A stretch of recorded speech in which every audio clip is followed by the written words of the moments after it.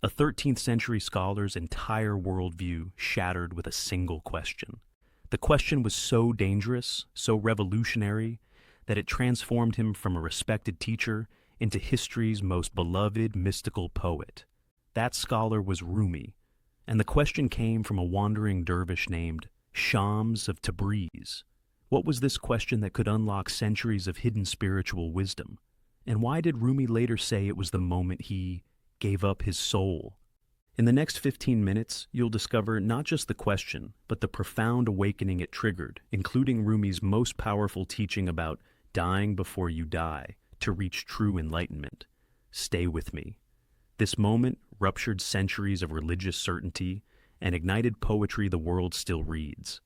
But first, you need to understand who Rumi was before everything changed. Jalal ad-Din walked the streets of Konya as one of the most respected Islamic scholars in the region. His father had been a renowned theologian, and Jalal ad-Din followed that path with precise dedication. Every morning, he entered his classroom, where students gathered to hear his interpretations of Islamic law. They called him brilliant. They praised his memory for sacred texts. They respected his logical mind that could untangle the most complex religious questions. His days followed a rigid pattern: morning prayers, then teaching sessions where he explained the Quran and Hadith with scholarly precision, afternoons spent writing commentaries on legal matters, evenings with his family discussing theology and tradition. The community saw him as their spiritual anchor, a man who could answer any question about faith with references to established texts and centuries of scholarly consensus. But something stirred beneath the surface of this ordered life. Jalal ad-Din felt it during quiet moments between lectures, a restlessness that books could not satisfy. He possessed all the knowledge a religious scholar could want, yet the divine remained something he discussed rather than experienced. His approach to God was intellectual, filtered through commentaries and interpretations written by men who had lived centuries before him.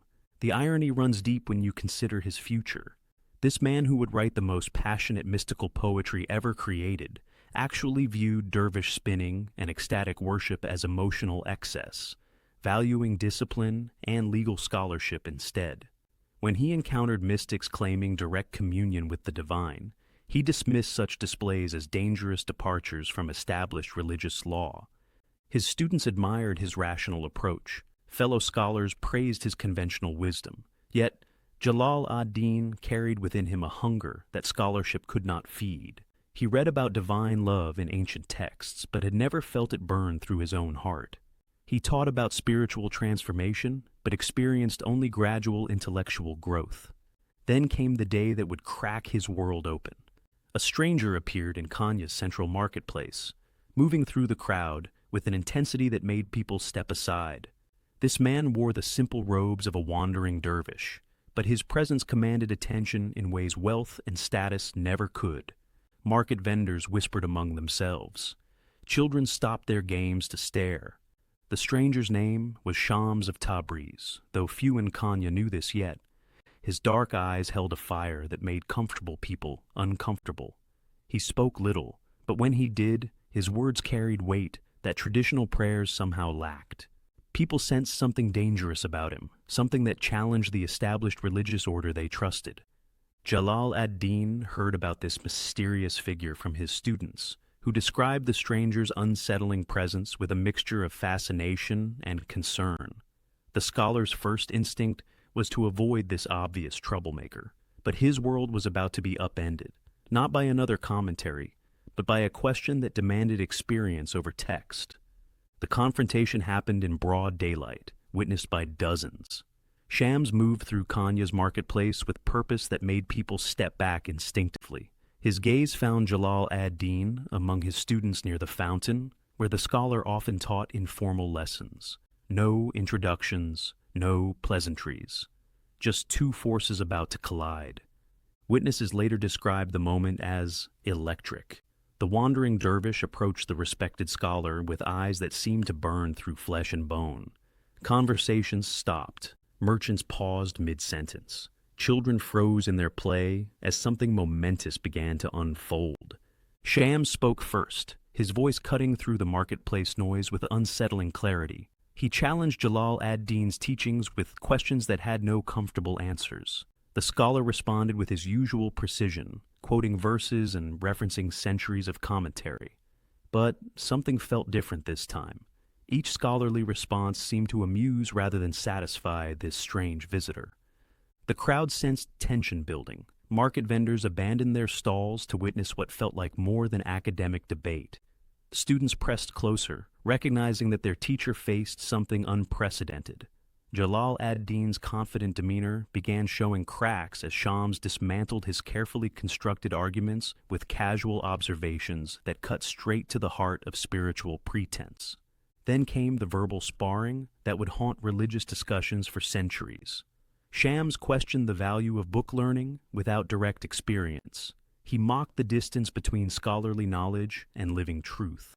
Jalal ad-Din defended his tradition with increasing frustration, realizing that this man operated from entirely different premises about how divine reality could be known.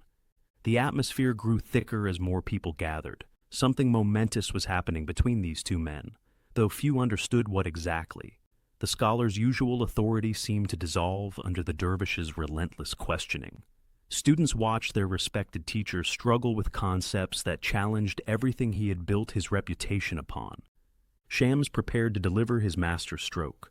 The marketplace fell silent, as if sensing the gravity of what was about to unfold. "Who is greater?" Shams asked with piercing intensity. "The Prophet Muhammad or Bayezid Bastami?"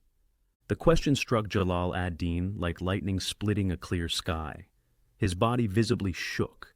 Students later reported that their teacher's face went pale, then flushed with a strange fire they had never seen before.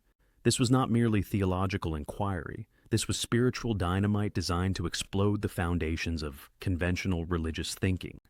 The paradox burned through Jalal ad-Din's mind. How could a mystic claim divine majesty while the prophet maintained humble unknowing? The question forced him to confront the chasm between intellectual understanding and direct mystical experience. Everything he had taught, every certainty he had built his life upon, suddenly seemed hollow compared to this devastating spiritual riddle. In that moment, something cracked open in Jalal ad-Din's heart that could never be sealed again. That question didn't just unsettle him, it opened a door into a blaze of divine love. What followed would shock an entire city and nearly destroy his reputation forever. Rumi and Shams became inseparable in ways that made people whisper behind closed doors. Their bond was immediate and absolute, transforming both men into something Kanya had never witnessed before. Their days followed rhythms that defied earthly logic.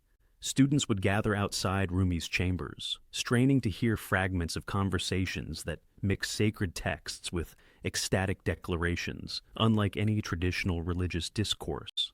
Sometimes they caught glimpses through doorways of the two men spinning together in spontaneous whirling, their faces radiant with a strange fire that seemed to consume everything false within them.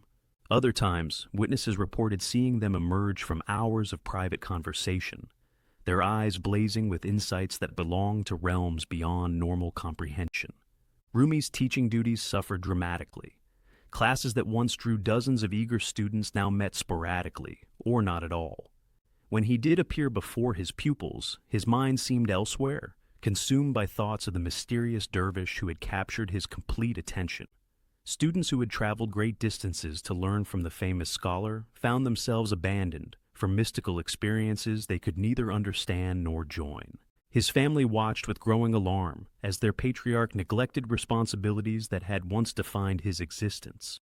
The man they had known was disappearing, replaced by someone whose priorities had shifted to invisible realms.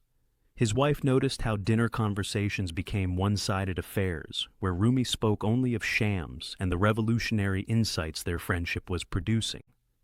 The community's initial curiosity curdled into suspicion and resentment. Kanya's citizens had entrusted their most treasured scholar to this strange influence, and they watched helplessly as their spiritual anchor drifted away from everything they considered normal and proper. Market vendors complained that Rumi no longer offered his usual wise counsel. Religious authorities questioned whether this friendship violated principles of Islamic propriety.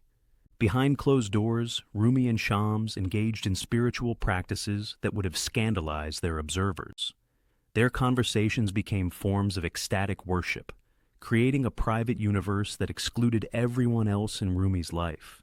They spoke of divine love not as theological concept, but as living fire that transformed whoever dared approach it.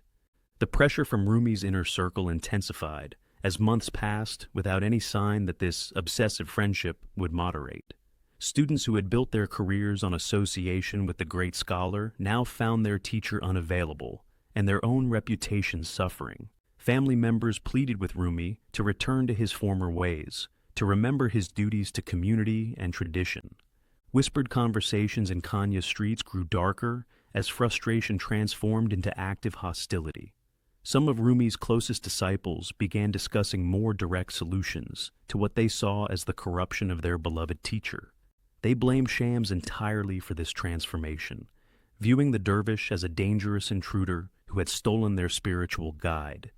The threats against Shams became increasingly menacing. Men who had once respected Rumi's judgment now plotted to remove the source of what they considered his temporary madness. Then one morning, Shams was gone. His room stood empty, his few possessions vanished without trace. Some say he was murdered by the very people who claimed to love Rumi most. Others whisper he simply ascended, disappearing into the same mystery from which he had emerged. When Shams vanished, Rumi didn't just grieve, he became a voice for everyone broken by love. His initial response was desperate searching that consumed months of his life. Picture Rumi knocking on monastery doors across distant cities, describing Shams to bewildered monks who had never seen such intensity in a scholar's eyes. He followed rumors through dusty marketplaces, asked merchants and mystics the same haunting question, pursued leads that led nowhere.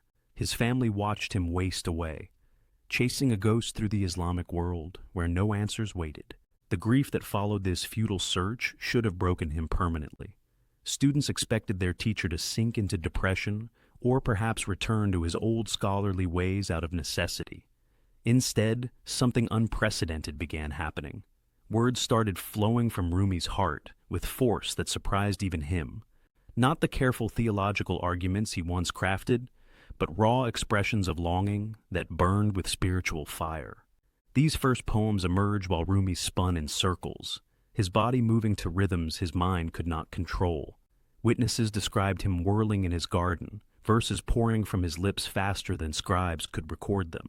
The spinning became inseparable from the poetry, as if physical movement unlocked chambers in his heart that sitting still could never reach. This spontaneous creation marked something entirely new in Islamic literature. But the transformation went deeper than artistic expression. As months passed, Rumi began hearing Shams speaking through his own voice during these ecstatic sessions. The realization struck him like revelation. Their connection had never depended on physical presence. What he had loved in Shams was not the man himself, but the divine light that had shone through him. This insight revolutionized everything Rumi understood about love and loss.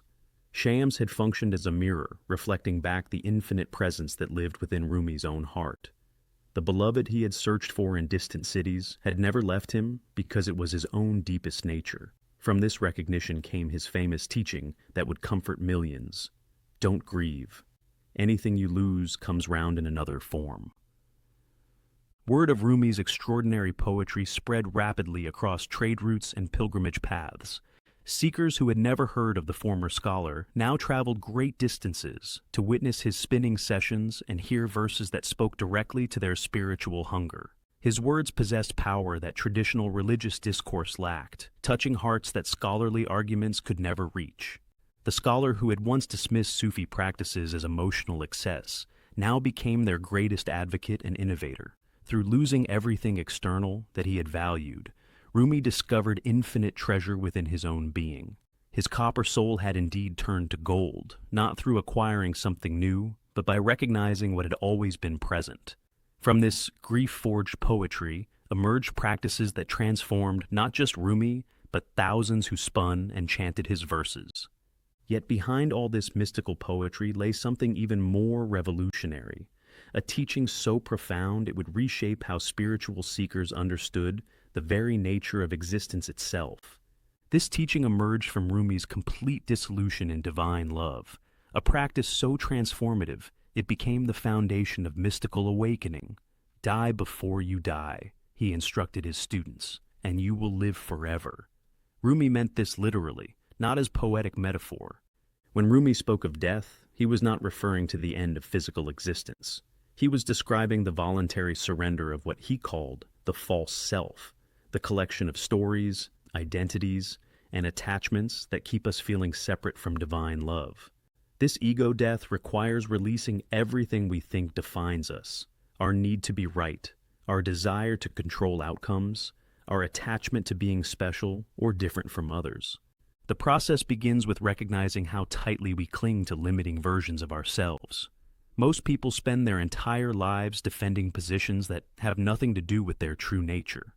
We argue to protect opinions that we borrowed from others. We stress about maintaining images that exhaust us.